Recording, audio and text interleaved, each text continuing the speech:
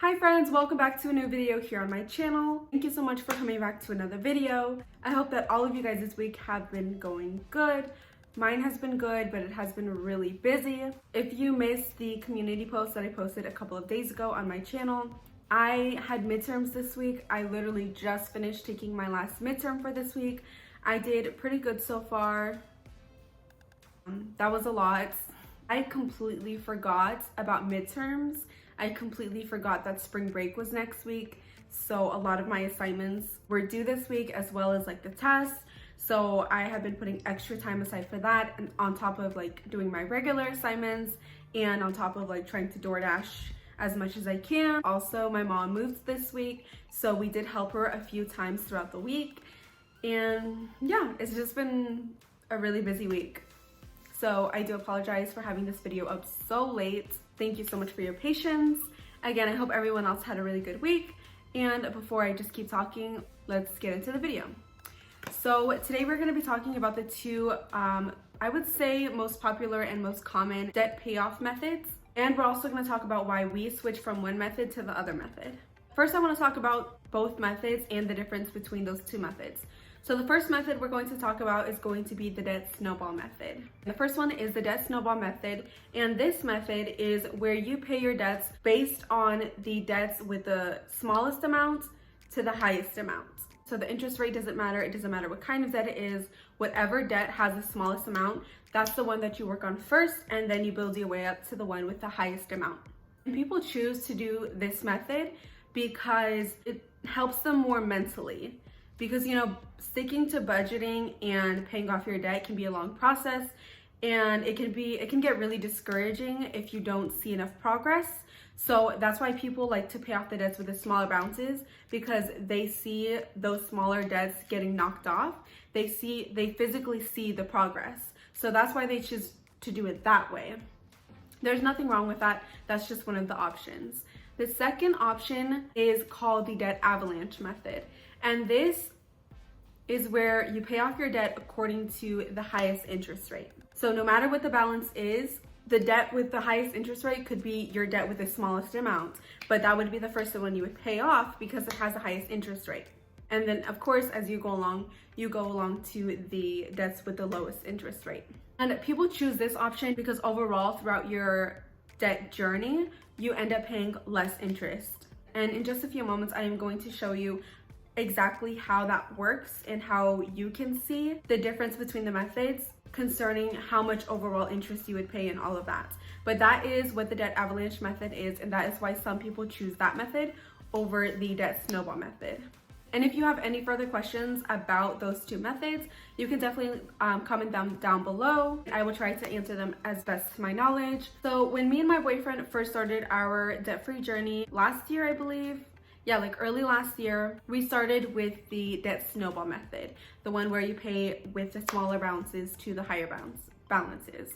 And I would say that that method did work for us at the beginning because, again, of that sort of like mental trick you do with yourself where you want to see the progress and you kind of have to see the progress.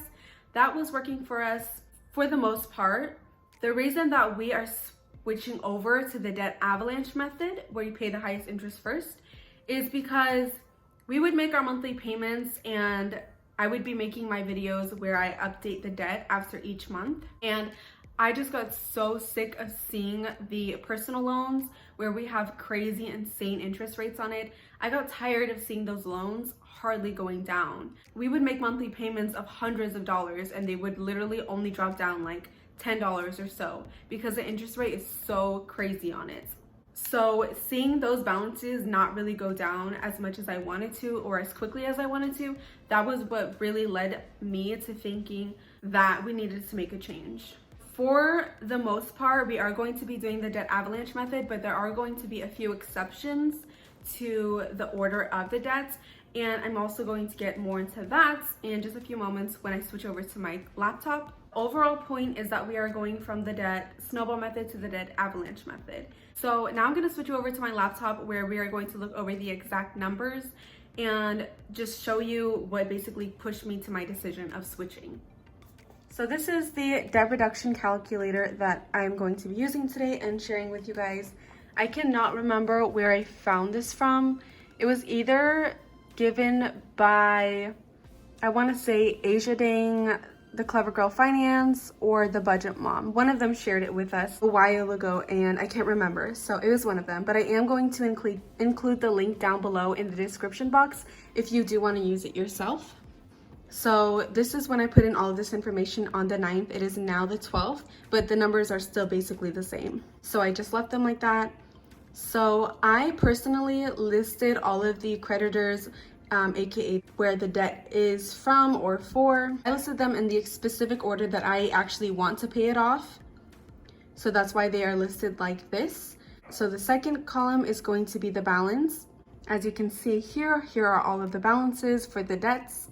That is the total amount that we owe. The rate is the interest rate of each one. The payment is a minimum payment that you pay every single month. Custom, I'm honestly not too sure what that one is. Let's hover over it and see.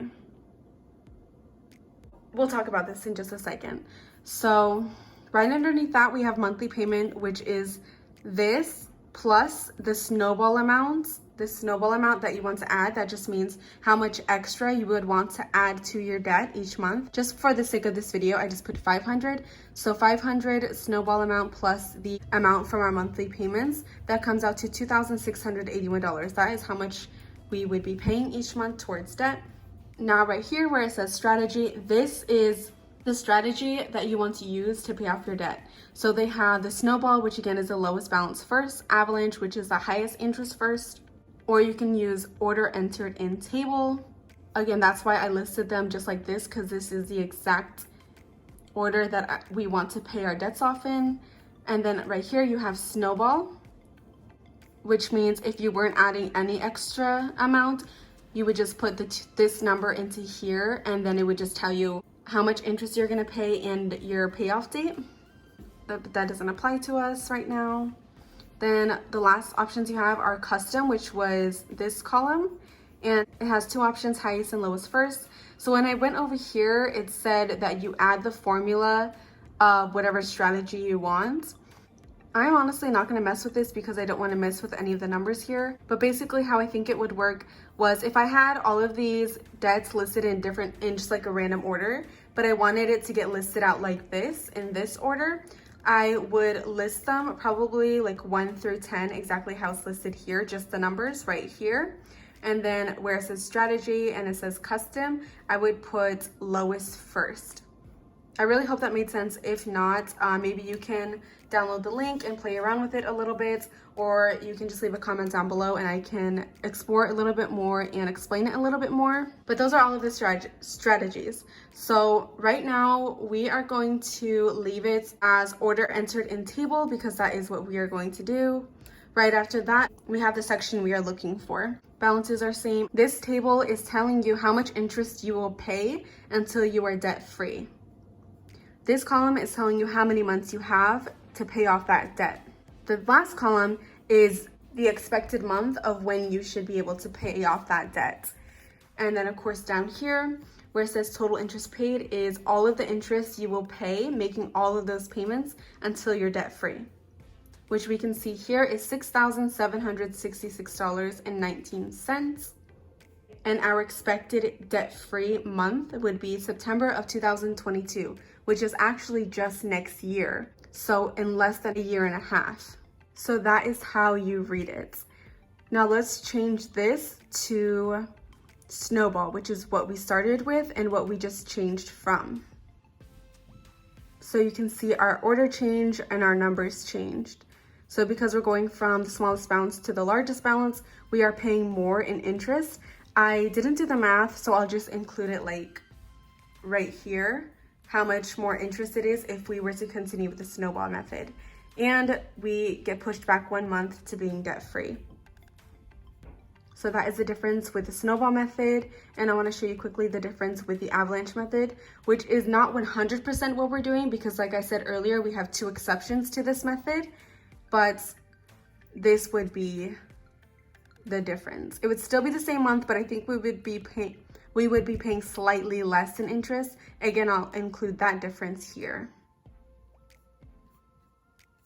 So I really hope that this made sense. The obvious takeaway that I want for you from this video is to see how much of a difference happens when we switch from the snowball method to the method that we're doing now. I skipped over it. I guess I should have talked about it earlier, but the two exceptions I was talking about to our debt avalanche order is the credit card and my boyfriend's personal loan. So the first two loans we're going to be tackling are the two exceptions to the debt avalanche method. So as you can see, the interest rate for my credit card is about 25%.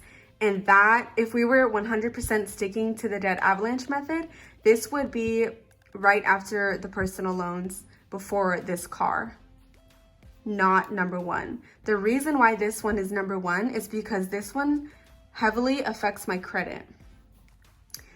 As you can see, my balance is $859 and my credits, what is it?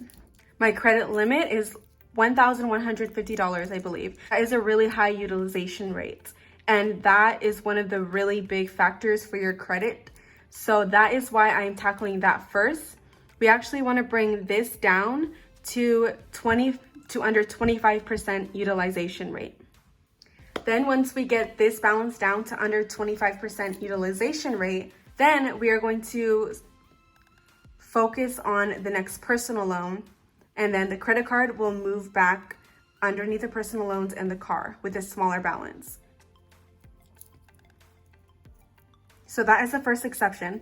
The second exception is my boyfriend's personal loan, because as you can see, his interest rate is slightly lower than mine, only by 0.29%, but still it's lower.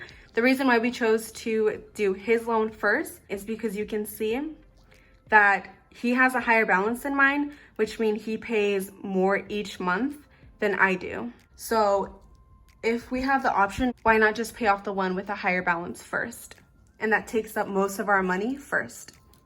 So those are the two exceptions. Then after that, as you can see, the interest rates fall into place. I didn't really go over this just because it doesn't serve too much interest for me. But if you fill this out, you can also take a look at it. It is just your snowball growth chart. It includes your snowball amounts and your interest. So you can see here, the snowball amount is $500 because we put 500 here. So it's $500 until June. It goes up to $540. And that's because in May, we're supposed to pay off the credit card, which has a monthly payment of $40. So in June, instead of only paying $500 extra, it's $540 extra. So that's what this is. You can see the snowball growing over time. And again, the interest goes down over time. So yeah, this is a really great tool I recommend for everyone to use, especially if you're in between which method and way that you want to pay off your debt. I would highly suggest this. It has been very helpful. Or even if you're not right now focusing on paying off debt, maybe you can just put in your numbers, and then maybe looking at the interest that you're gonna end up paying might freak you out a little bit and might put you into the path of budgeting and paying off your debt. That sounds like a little harsh, but I think you know what I mean. So yeah, again, if you guys have any questions about this, you can leave a comment down below and I'll do my best to answer them. And I'll also have this calculator linked down below in the description box.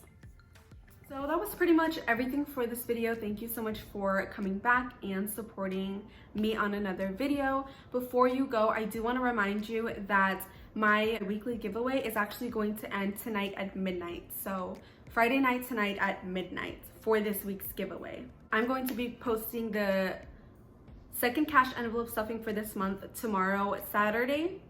And that is when I'm going to announce the winner. If you don't know what giveaway I'm talking about, I'm going to link the video up above where you can watch it and enter. And then tomorrow I will also be opening up the third week giveaway.